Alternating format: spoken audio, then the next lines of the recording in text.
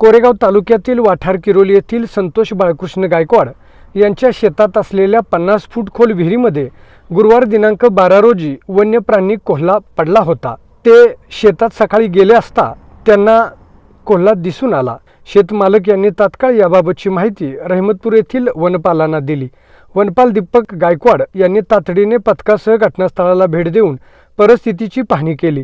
विहीर प्रचंड खोल होती, पाणी पातळी खालावलेली होती। विहिरीतील वरील बांधकामाच्या नंतर असलेल्या जईवर कोल्हा घाबरलेल्या अवस्थेत बसला होता। विहिरीत अडकलेल्या कोल्ह्यास कोणतीही इजा होऊ नये यासाठी सुरक्षित अंतर ठेवून योग्य नियोजन करून जाळे आणि दोरीच्या साहाय्याने कोल्ह्याला सुमारे 2 तास यशस्वी रेस्क्यू करण्यात आला। कोल्ह्याला सुखरूपपणे विहिरीबाहेर काढून त्याच्या नैसर्गिक अधिवास क्षेत्रात सुरक्षित सोडण्यात आले आहे।